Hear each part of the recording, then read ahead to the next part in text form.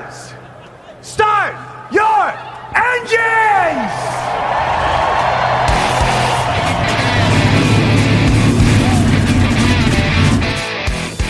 Hit the pace car! What for? Because you hit every other damn thing out there, I want you to be perfect! When I'm driving, I got a guy on the radio who talks to me. You see him, but he talks to me. Well, I wanna be a race car driver. Pretty girls eating from my hand, yeah. Wanna live a life of fun and danger. No sweater working for the man, alright. Well, I wanna be a firefighter. Cool-headed when the heat is on, yeah. Save my baby from the burning building. Take her home and put the sprinklers on, alright. No, he didn't slam you, he didn't bump you, he didn't nudge you, he rubbed you. And rubbing, son, is racing. Hey, race fans, welcome to the Hoobazoo Radio Network, and welcome to the Drafting the Circuits program. My name is Frank Santoroski. I'll be your host for the next hour as we have another show talking about racing when there is no racing, but we've got some interesting stuff to talk about. Joining me in the studio tonight, Seth, Eggert, Richard Youden, and Luis Torres. Fellas, how we doing tonight? Doing good. Good, thank you. I'm battling for my life working at my weekday job with a mask, no less.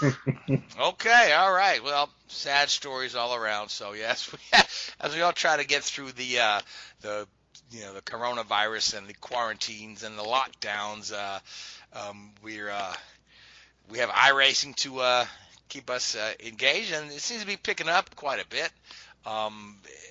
Interestingly enough, I see that IndyCar is going to have Lando Norris running with them this weekend, possibly William Byron. But at the same time, I'm still waiting for NASCAR to invite some IndyCar guys to their playground there. It seems like it should go both ways. But go ahead, Seth. I see you got something to say. Well, for Talladega this weekend, I know they are inviting a few more people in addition to the regulars. Now, whether or not that's IndyCar drivers, I don't know. I know Jeff Gordon will actually race instead of just commentate.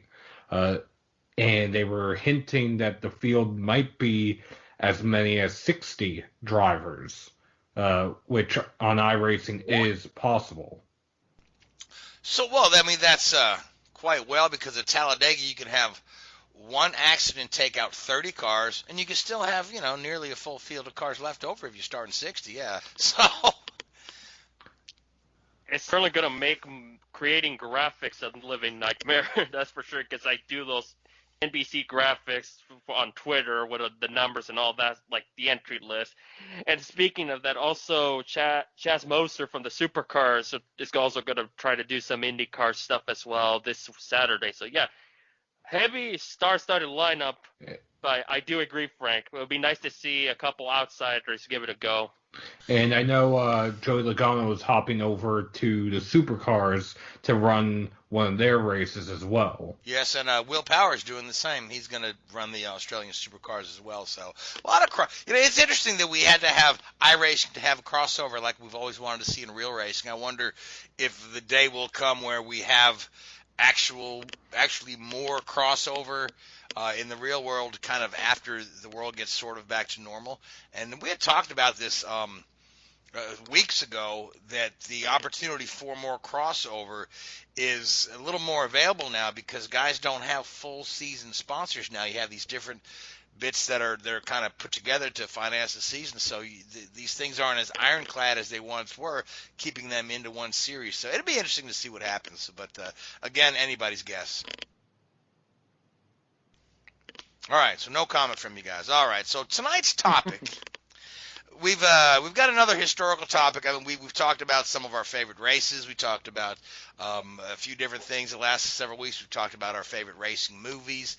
We've had a lot of fun with that.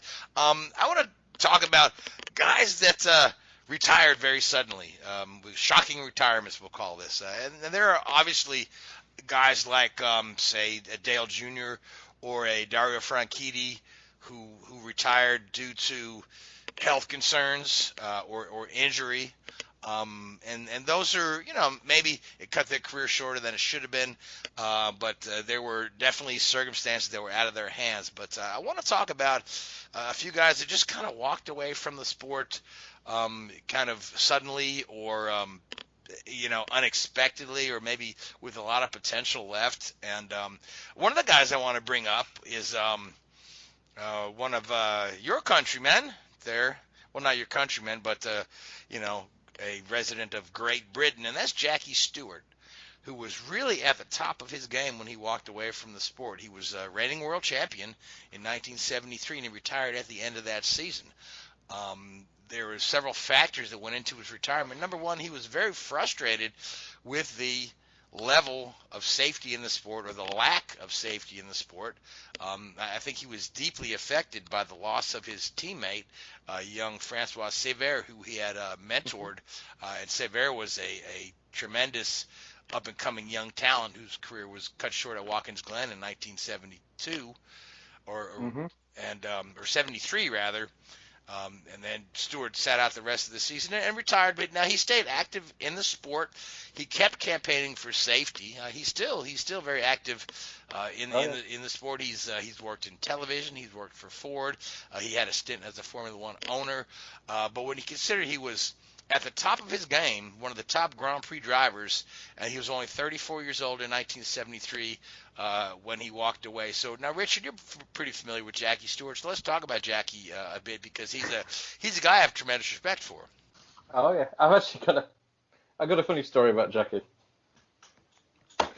We were at a test once. I think it was in Barcelona, and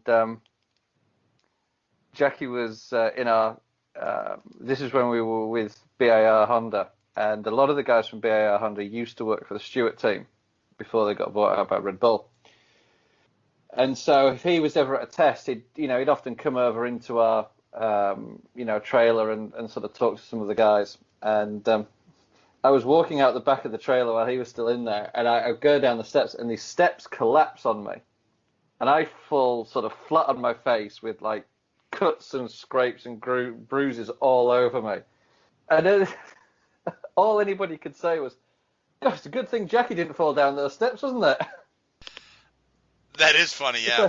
Good thing it was Richard falling down. Oh, exactly, that's hilarious. Yeah. Well, I mean, Jackie's. It's like, yeah. He's closer to royalty than you, so I'll allow it. Exactly. Yeah, he's a sir, isn't he? Yeah. But no, I mean, you're right. Jackie was arguably one of the pioneers of safety that we all know of. And he did so much for the sport and the safety side of it. The stories about he used to drive with a wrench in his car and some scissors to cut his seatbelt if he got in an accident and all this sort of stuff. Way before his time. And I think when you look at the numbers from the people that had a career the length that he had, his chances of surviving were slim to none, basically. So he probably got to a stage in his life where he was like, you know what, we're done, and we're going to walk away from this, and we're going to, take what we've got. And I don't think back in those days that anybody could really blame him. I think it was pretty impressive what he did to sort of stand up to a certain extent, the establishment and believe in what he believed in. So he's got to take a huge amount of credit for that. It's obviously not an easy decision to make. But, it didn't earn him any friends at the time. I mean, he was. No. He was not a popular world champion in his day because he was so outspoken against the FIA and the circuits, these circuits in particular, and the whole story about keeping the spanner in his car. He describes that in a film I saw, and I want to say the film was the Formula One film that's called One, if I'm not mistaken. Yeah.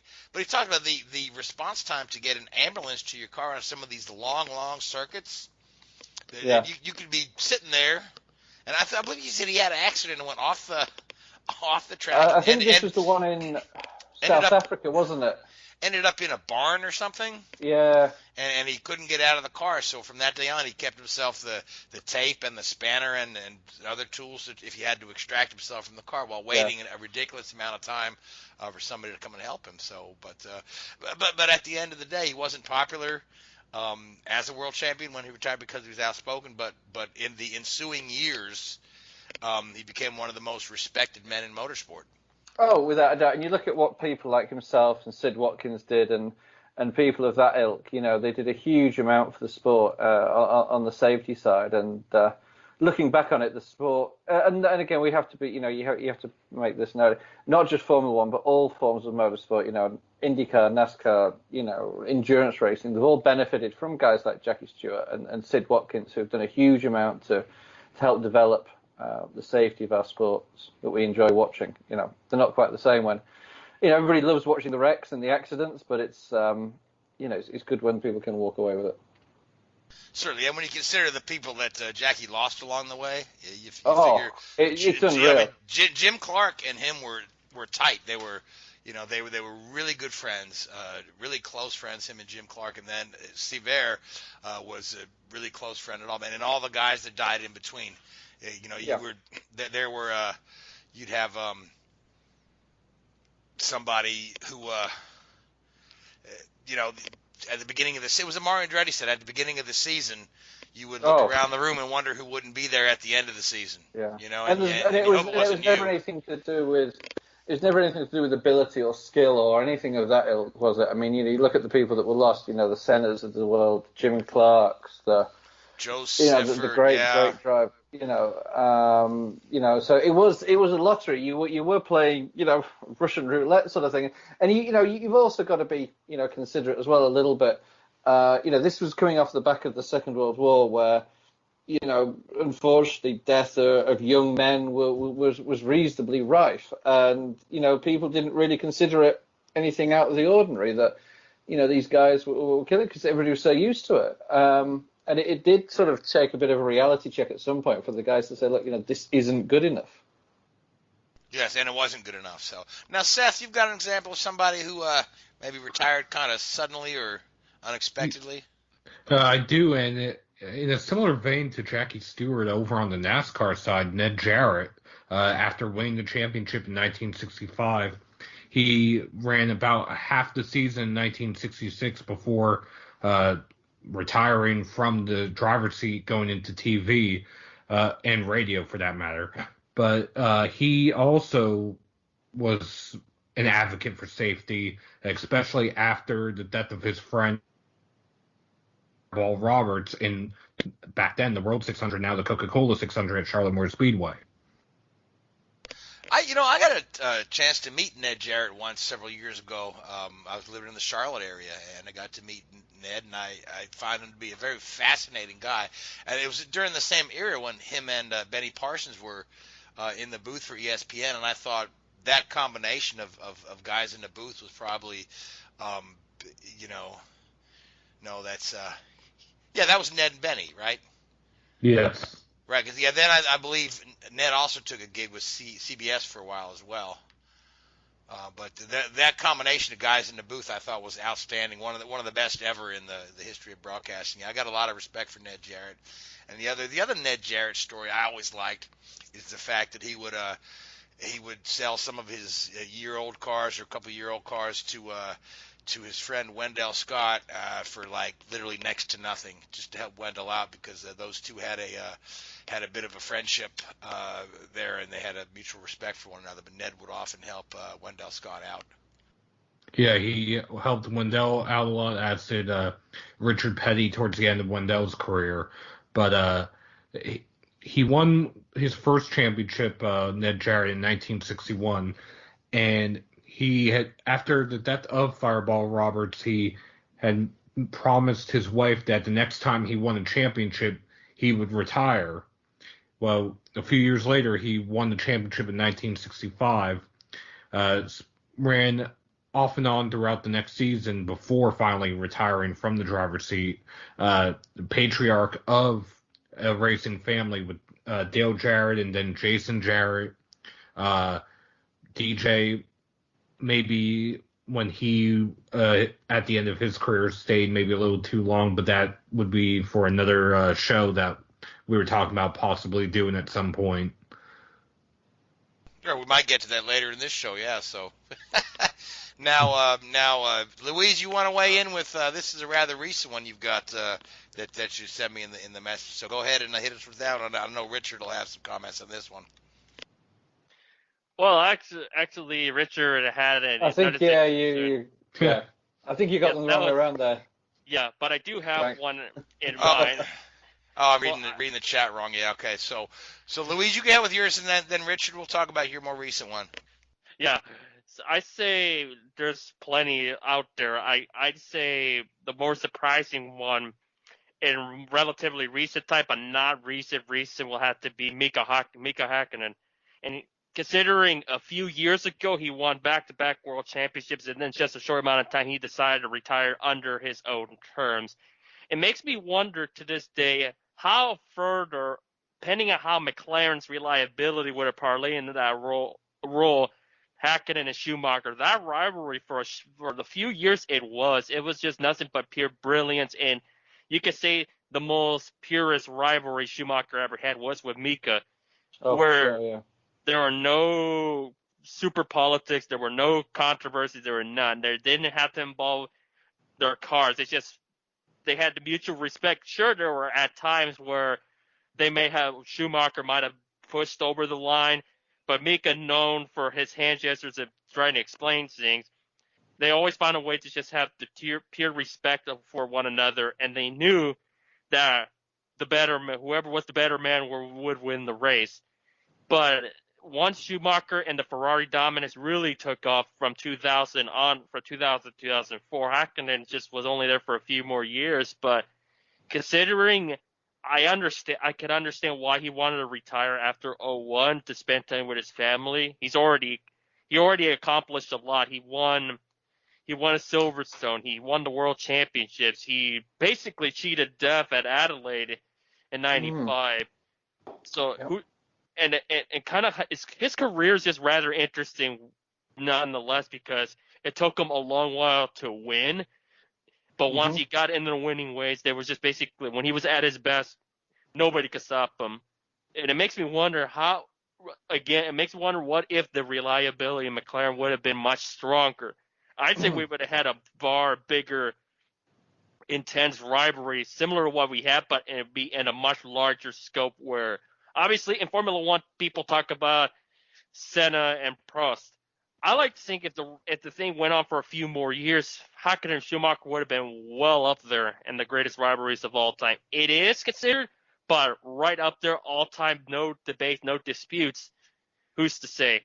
But totally understand why he had to retire when he did, and he did give, as Mika likes to say, the run on a 1-year option to come back 1 year and see how if he changed his mind. Yeah. And of He course, did a test, didn't he?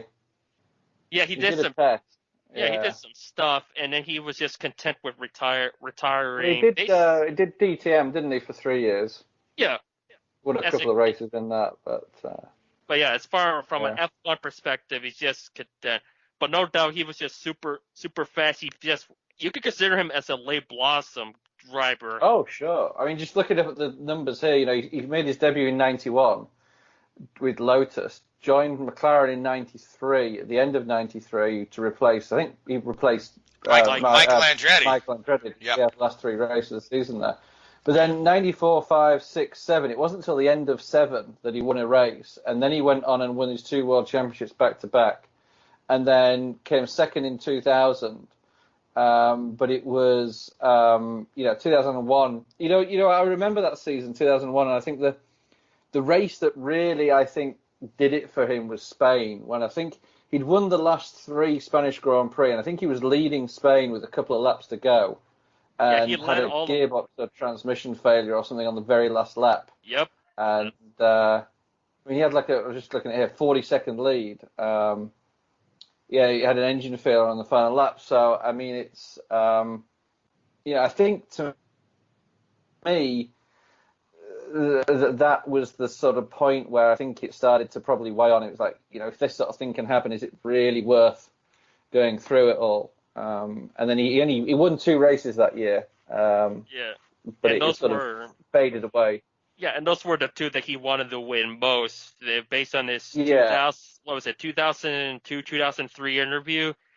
Yeah. That's on YouTube. He said that's the 2 that he wanted to win most. It was basically what he wanted to. The only things he had left to do. And yes. Basically, I gotta say, when it comes to Mika Hakkinen, he's a guy that you really don't hear a lot of discussion about when they talk about the top Grand Prix drivers.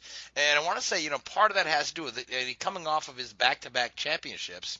The next 5 seasons were followed by, absolute Schumacher domination, where that's all anybody remembers from that era is that, Michael was winning races, left and right and just piling up the wins. And the Ferrari's advantage was so much that guys like Hakkinen who were out there and really giving it their all were just, just kind of table dressing to Michael's, bunch of wins. But you look at it, he had like 15 podiums before he won his first race. Yes. So the speed was with that. I mean, he had 6 podiums in the McLaren Peugeot of '94. I mean, that thing was a dog of a car. Yeah, and that's the thing as well. When he joined McLaren, they were not in the greatest shape because he came in at a bad transition period, where you had Senna, who nobody knew he was going to be running the whole season, which somebody told me explains why he had the number 8 and Michael had the number 7 instead of the other way around. Then Michael didn't live up to the bargain, and I think wasn't it last minute to join Ford because they wanted a Renault, but they couldn't get the Renault engine. The Ford. 92 was supposed to be. 92 was supposed to be Senna's last season with McLaren, and he was supposed to be joining Williams at the start of '93. But Williams had already signed Prost, and Senna didn't want to join Prost, and Prost already had the contract for a year. So Senna sort of stayed with McLaren for the remainder of that for '93, and it was still, as you say, I think it was on a race by race deal. I think he got like $500,000 for a race or something. And and I know that Senna had a huge amount of respect for Hakkinen, and really, really held him in a very, very high regard. I think. Yeah, at the end of the day, I believe Hakkinen out-qualified Senna in the first race together. Let's have a look. Did he? I think he out-qualified. Yeah, he did. Yeah. So in Hakkinen's first race for McLaren, he qualified 3rd and Senna was 4th. I mean, it was like 0.05 of a second, but still, Hakkinen outdid Senna in their first race together in qualifying.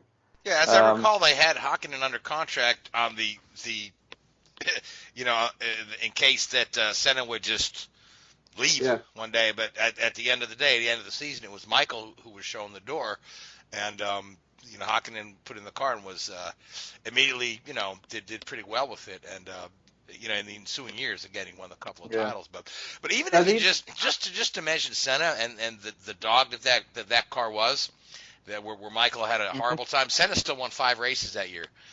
That's the thing that just blows me away. That's how good Senna was. I think it was more those 2 years. The '93, '94 seasons where they had, McLaren had the Ford and the Peugeot engine. I mean, they didn't win a race in '94. As I say, they won half a dozen or so in '93, didn't they? 1, 2, 3, 5, yeah. So, they did okay. And now it'd be interesting to know, and I don't know the background of it. When Hakkinen retired at the end of 2001, was that the end of a contract, or did he break a contract? I believe he talked to Ron how he felt, and then Ron told them that he'll give him the year off, and by sometime in 2002 he'll give him an option for 03. I think it was an open deal. He took a sabbatical, didn't he? Yeah, he gave him the sabbatical, then told him to come back within some point in 2002 to give him a definitive answer. I remember that now. Yeah. Prost kind of set that precedent with you taking the year off a few years earlier. I think Prost sat out in '92. A little bit similar, didn't they? Well, Mansell took his sabbatical in Indy cars, yeah. And then was too fat to fit in the McLaren when he came back. This is true. Now, Richard, you've got one that's more recent that you want to discuss. Yeah. And I apologize for getting the names mixed up in the chat here, That's okay. yeah, yours. Okay. This one it certainly was came out of left field, unexpected. But go right ahead. Yeah, so it was the day after Nico Rosberg won the 2016 Formula One Championship in Abu Dhabi, and he was like, "Yeah, I'm done, guys. See you." He's like, "Oh, okay."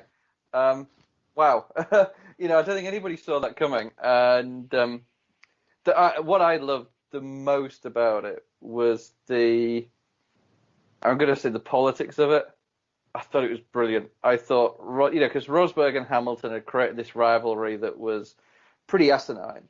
And there was something going on within the team. There was this whole thing about when the mechanics swapped over at the end of 15. So, Rosberg got Hamilton's mechanics and vice versa, and some of the engineering stuff moved around. And I don't know how much was really involved in that, but it was very messy, and it was very, something was going on in the background that wasn't healthy for the team.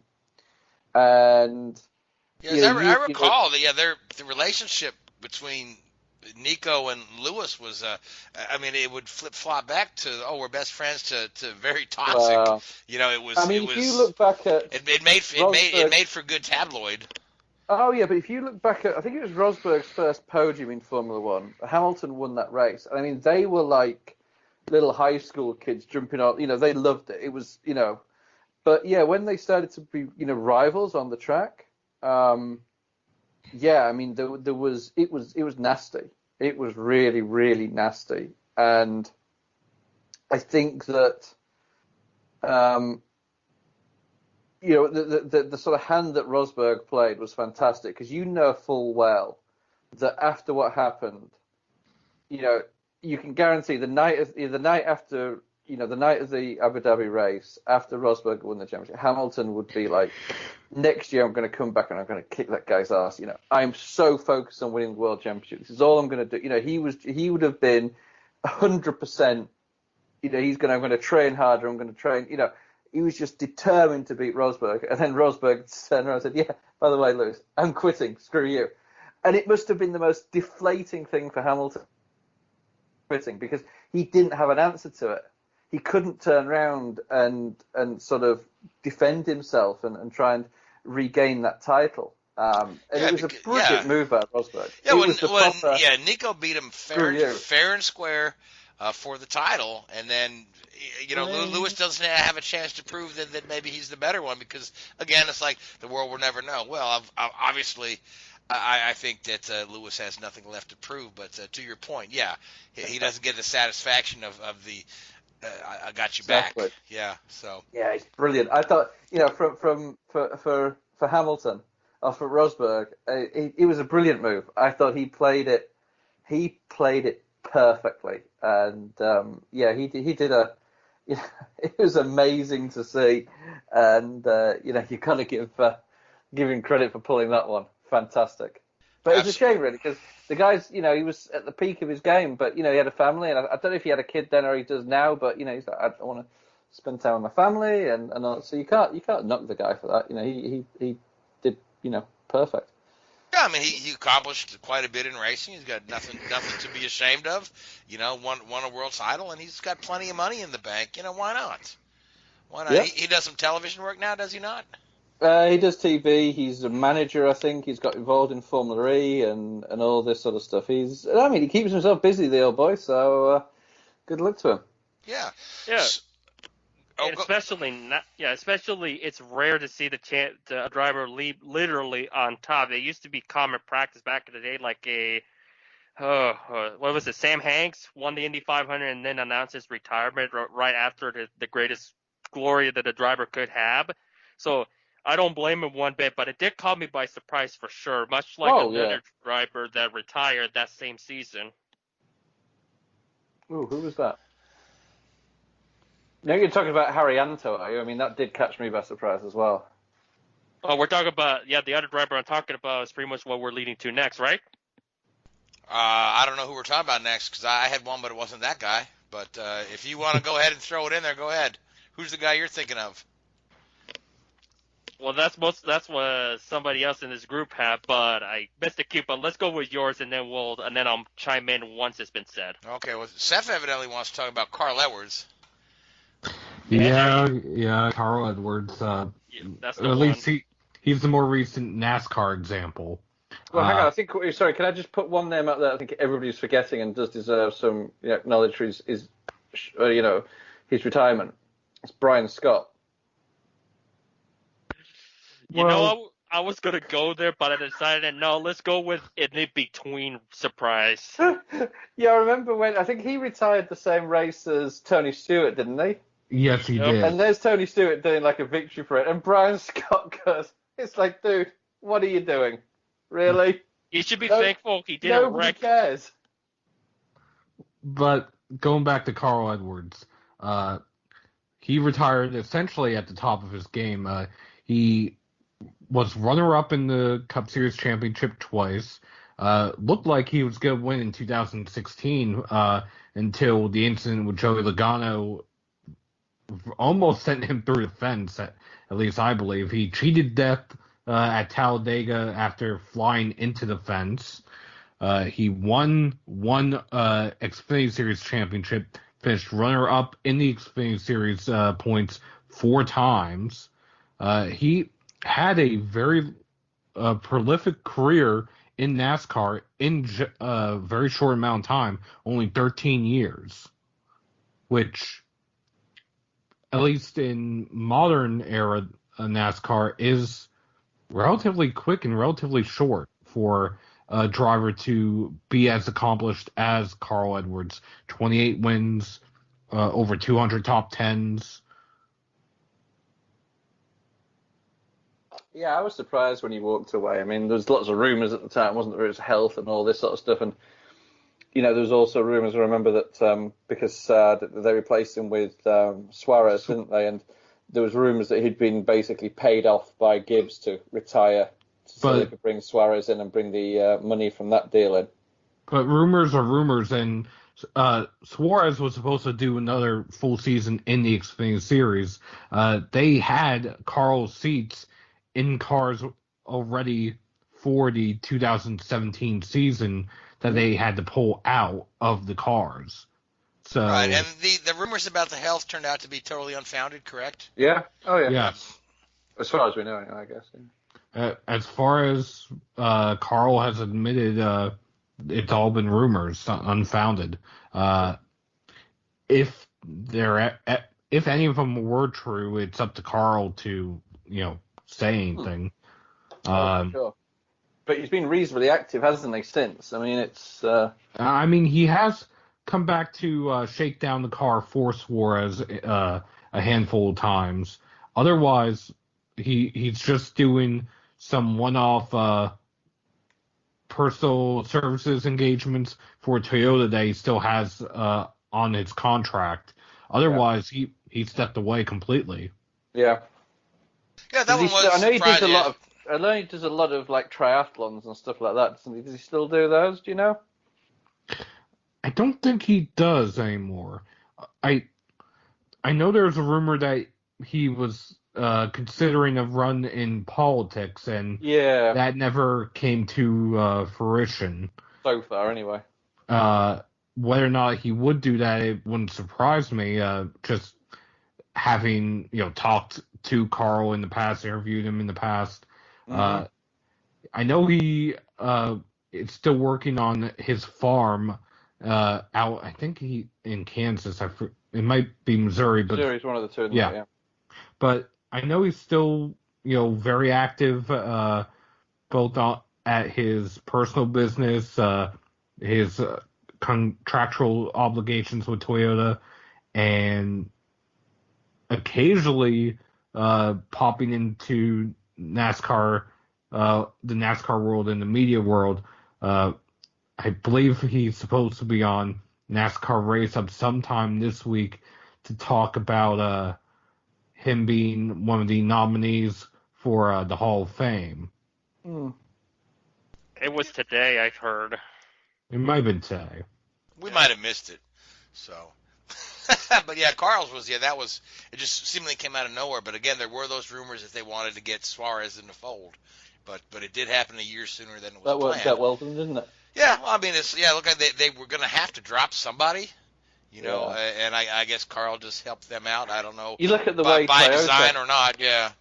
You look at the way Toyota run that sort of scheme. It's pretty similar in many ways to the Red Bull scheme, isn't it? You know, there's so many good guys coming through. Some point you've got to turn around to one of your stalwarts and say, you know what, buddy? See you later. That's basically what it did with Matt Kenseth the following season. Yeah. Oh yeah, for sure. Here's a nice big check. Go and play with the kids. All right, so I got another guy I want to talk about. This guy had a couple of different retirements and walkaways, and he's one of the most interesting characters in all of motorsports, and that's Niki Lauda.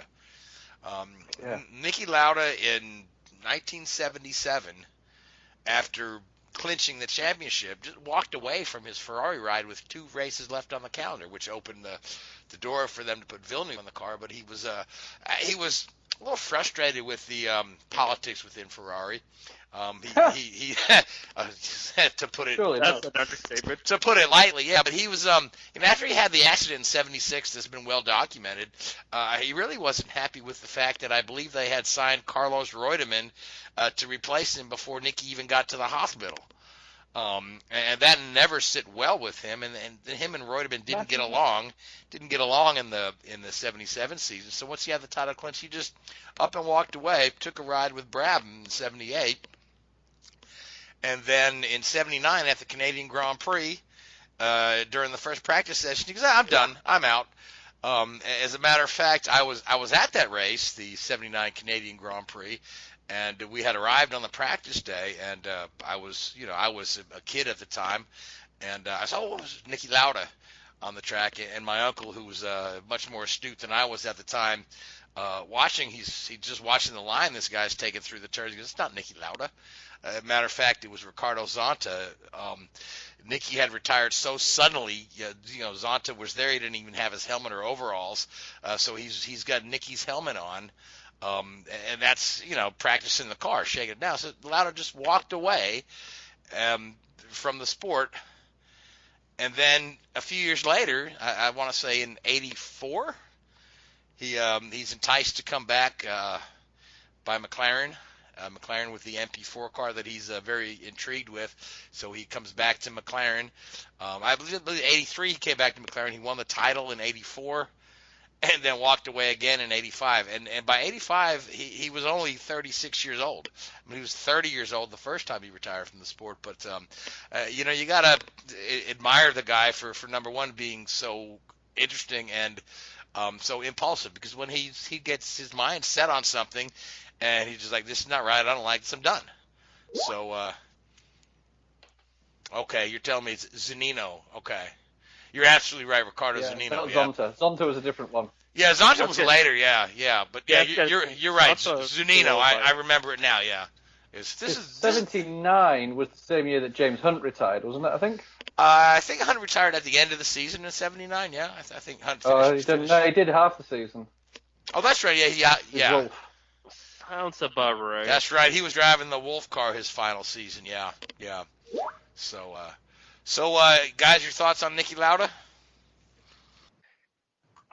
With those 2 retirements, I could totally understand why he would want to leave, because everyone knows he's super vocal, and it's one of those drivers, whenever he speaks, you listen type of guys. No matter whether you agree with him or disagree, he's one of those that you just have to listen and kind of take everything in account and just let it record in your brain to remember, and then just go from there. He was kind of the guy that was super fierce, but he understood that I think he just wanted to have the best car possible and wanted to give it a go, but everything else he's just not too keen about. Yeah, the interesting thing about Lauda is that when he came back to McLaren after not being in the car for a couple of years, he just picked it up like he had never left. He was immediately competitive. That's how good the guy was when he had a good team behind him and a good car. And even, when he was driving for Brabham, that car wasn't the best, but he really, really pushed the potential of that car, made it better than it was. no doubt. It's like he never skipped a beat. It's very rare you see drivers, let alone any athlete, retire at their pinnacle, come back and still be on top. I look at him like a Michael Jordan, comes back, still at his peak, louder in the world of racing, comes back. Kimmy was pretty fast when he came back. Oh yeah, it Kimmy sure was. as well. Yeah. I think it's when he came back driving the Lotus, it made him as impressive, and his stock grew even more, showcasing what he was able to do with that car, competing with the McLarens, the Red Bulls, and the Ferraris. And to go back to Ferrari as well, after walking out on them in the first place. Yeah, at least the second stint for him went much better than Alonso's second stint with McLaren. Yeah. Now the hot rumor today was that maybe Alonso is going to be back to Ferrari because they had Vettel on a 1-year contract. Look, they might not have a race that 1 year. So read that one today. I don't know how much truth there is to that. So, but Seth, you've got another name you want to throw out there? Yeah, Junior Johnson, the last great American hero.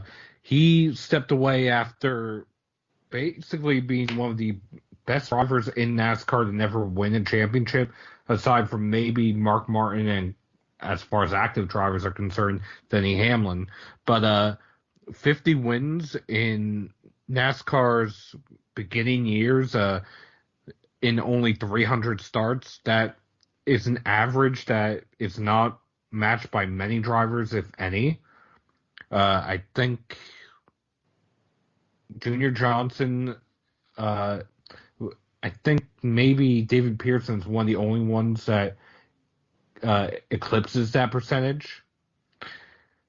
And after leaving the driving, he went to team ownership and was an owner until I think 94 or 95 when he finally sold the team, I believe, to Brett Bodine. That sounds about right, and Bill Davis. But he won multiple championships as an owner, never won one as a driver himself. Yeah, Junior stayed in the sport a long time after driving. I remember he was running Fords with him and Bill Elliott had some good success together as a driver-team owner combination. So now, Richard or Louise, you guys got another one you want to throw out? I'd say another one that honestly took me by surprise is more or less of how. I was actually going to run with the Brian Scott one because I think everybody that you guys mentioned are on it. From the top of my head, I was going to say Rick Mears, but I understood to an extent why all that went down. It's because I think when his wrecked at Indy and then Michigan came along, I think he just understood that it was time.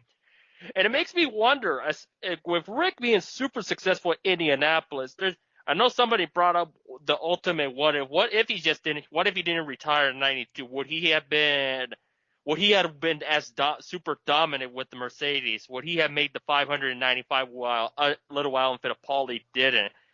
So to an extent, Rick Mears, even as much as he has accomplished a lot in the world of racing, makes me wonder how he would have done with the Mercedes, the Marlboro Penske, that Fittipaldi and Unser would just eviscerate that month of May, because his accidents, which Rick Mears, when it comes to Indianapolis, does, that is just extremely rare. And then, and also just what if certain injuries didn't happen? Because you could say Mears was very tough when he came back from this horrific accident. But it makes me wonder how much more he would have been accomplished had injuries not parlayed.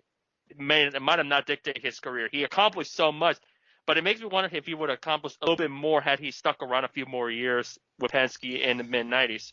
Yeah, I mean, I agree with you. Actually, I have Rick Mears on my list. This is one of the guys I was going to mention. Yeah, but Rick, like I said, he was very much at the top of the game. He retired in 92. He had won the 500 in 91. And, we all know that Rick drove in a lot of pain ever since he had the accident in 84 at Saint Air. And there's a story that 91 Indy 500, that his foot was in so much pain he was putting his one foot over his other to hold the gas down because he was having that tremendous battle with Michael in the closing laps. So he's driving cross-legged in the car. So I understand that. Yeah, it probably got to be a bit much for him, but he's been so active in the sport and so instrumental to the success of the Penske team in the ensuing years. I had talked to Rick. I had a chance to interview him, and we were talking about, you got 4 Indy wins, but when you consider the ones that you've been a part of, I mean, do you can you say, I've been a part of how many Indy wins by now? And he says, AJ calls himself a 5-time winner because he counts the one as a car owner with Kenny Brack, so I guess I can count all mine. So just a fun comment from Rick. But again, that's a great what if scenario. Because that car was so dominant in '94, and certainly, Rick would not have made the mistake that Emo made, and Rick probably would have held it back a little bit, and saved everything for the end, and it might have been Rick being a 5-timer right then and there. Yeah, no, but it's just the stuff that he did while hurt. Imagine had he not had that amount of pain. I think he would have been as monstrous. He probably would have won a couple more races, I'd imagine. Well, the interesting thing is a lot of people consider Mears to be an oval expert. What they don't realize is that prior to that accident in Santerre, where he nearly lost both of his feet, he was probably one of the best guys on the road courses. And they didn't have as many road courses then, but he was tremendously good on the road courses. I mean, Rick's upbringing is in the SCCA, Formula V and Super V. He went through all that, and he was dynamite on road courses. But in his later career, after the accident at Santerre, the pain in his feet caused him to not be quite as nimble and good on the road courses, but he still excelled on the ovals. So there's no telling without that that '84 accident.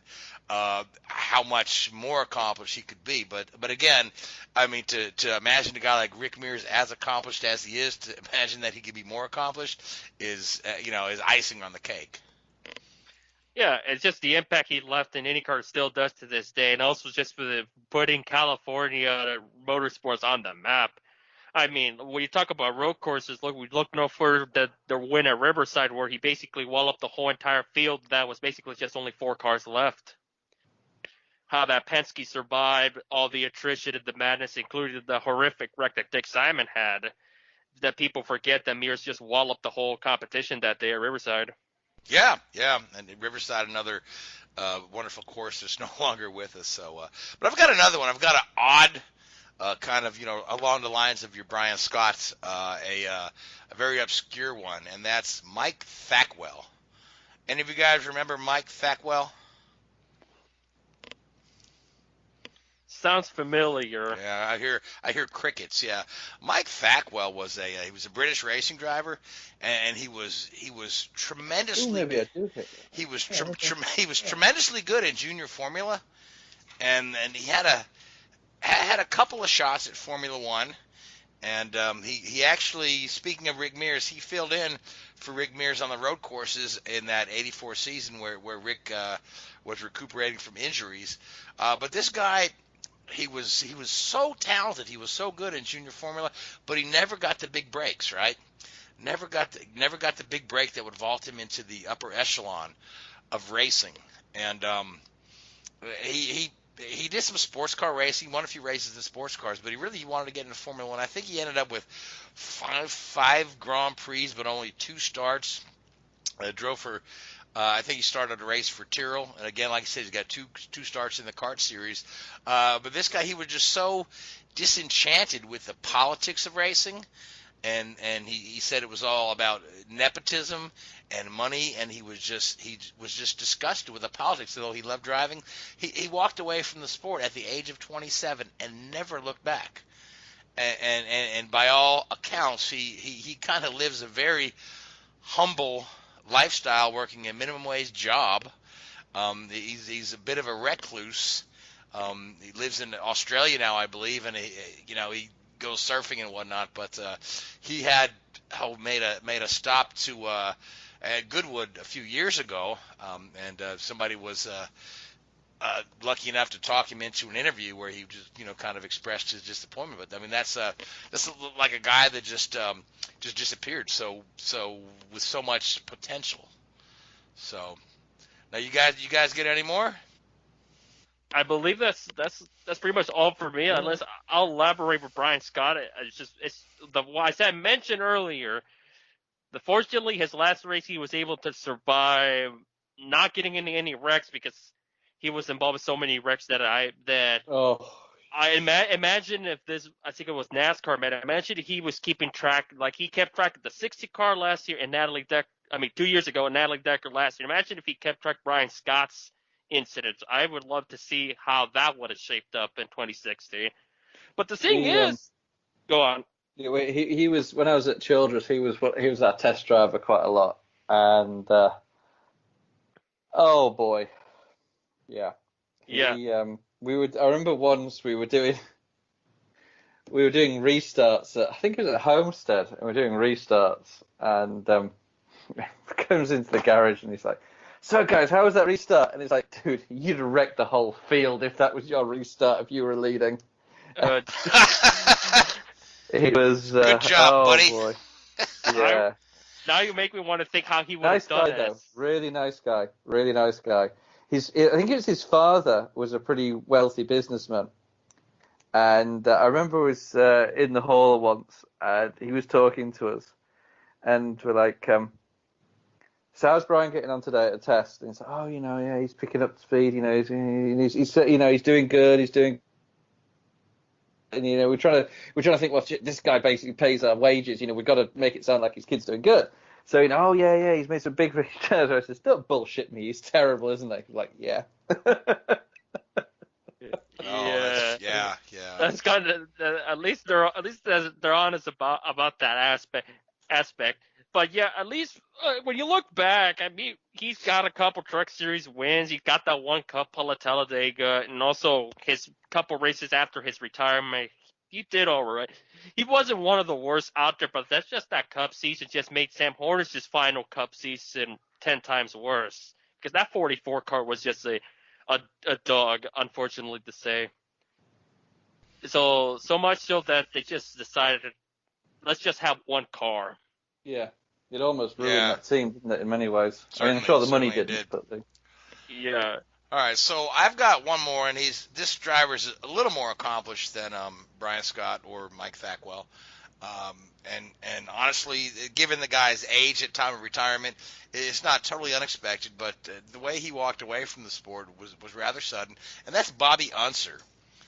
Now, mind you, Bobby Unser was 47 when he retired in 1982.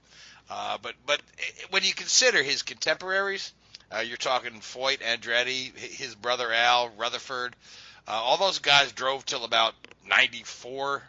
It was about between 92, 94, and John Cock, all those guys retired kind of real close to one another. But Bobby Unser retired more than a decade earlier, and he retired in the 82 season after winning the Indy 500 in 81. And it was that Indy 500 win that was one of the most controversial wins, if you recall. Unser crossed the finish line first, won the race. Then there was a protest the next day. They awarded the win to Mario Andretti the following morning. And then there was a bunch of legal action.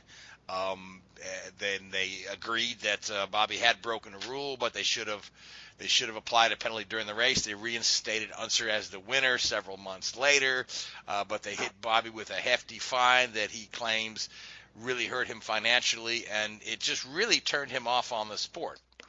And he was just disgusted with the outcome and walked away from the sport when he was still very capable of winning races. And then he then embarked on a television career, which Bobby's a guy that doesn't hold back when you talk to him, right? He says he only did the television for the money, and he hated doing it. But I thought he was so good in the booth.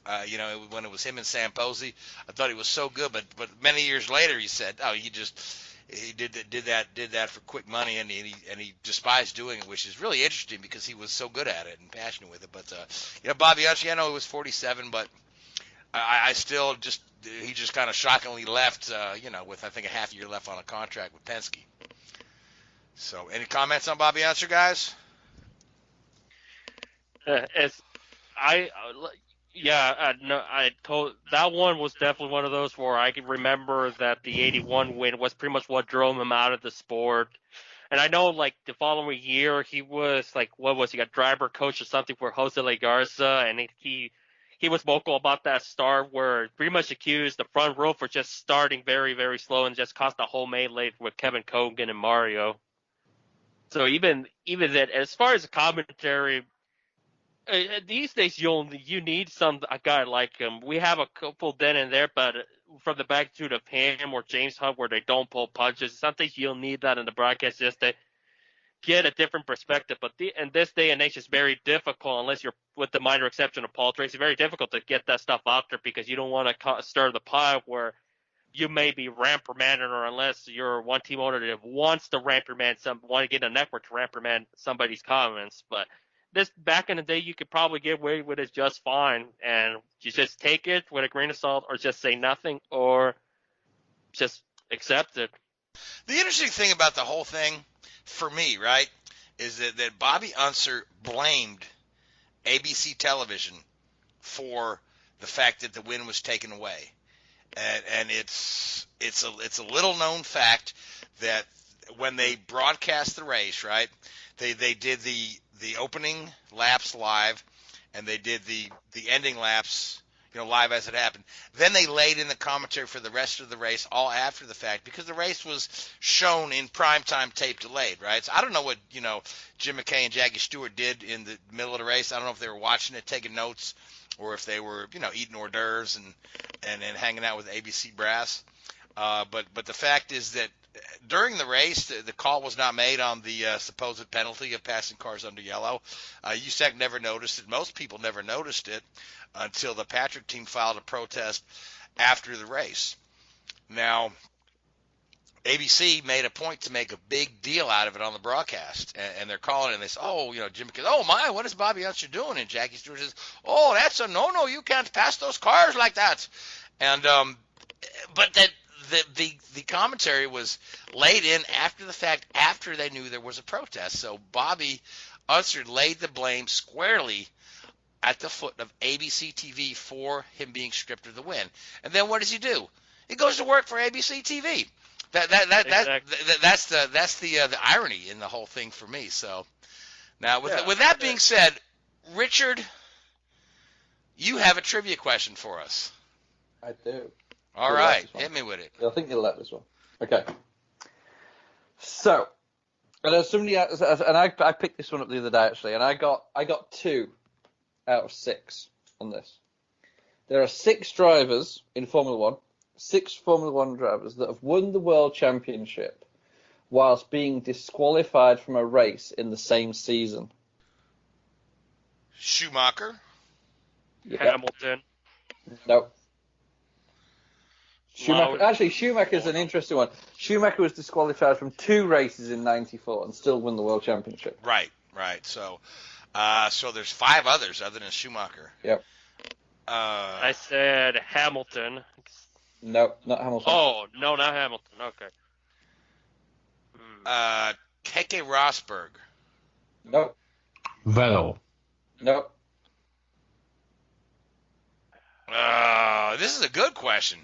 It is good. Yeah. It took me a while. I got 2 out of 6. Yeah, I was thinking Montoya? Rosberg Nope. in '82. There's something with the water brake things, but I think it was. I don't think he was. I think it was Piquet was disqualified from the win. He didn't win the title that year. Jody Scheckter. Nope. How about Mario? Nope. Are some of these going way back? The earliest is in the 60s. So it's nothing really obscure. And what's the most recent? Graham late Hill. 90s. No, Hill, no. Ay. Senna? Senna was one of them in '88. Yes. He was disqualified from the first race of the season in Brazil, which I'm sure went down really well. How about Jacques and Rent. No, not Jacques and Rent. Yeah, now I remember. Fittipaldi. Nope. I was gonna say Lauda, but that was 76. So. Yeah, no.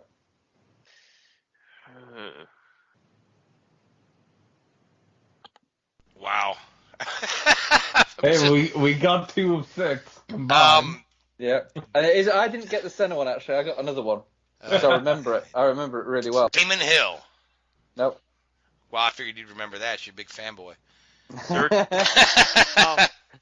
How about Surtees? Nope. All right, well. Shall we go through them? Yes, I want to say because we have go less than a minute left. What's the Okay, answer? so the other one that I got was Villeneuve in '97. He got disqualified from the Japanese Grand Prix for ignoring a yellow wave flag in practice. That was a really political call as well, because normally that was just a slap on the wrist.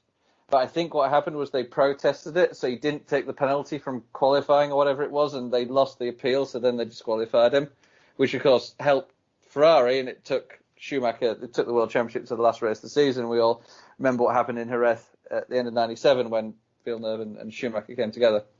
So we've got Villeneuve 97, Schumacher twice in 94, Senna 98. Alain Prost got disqualified from a race in 85 and 86.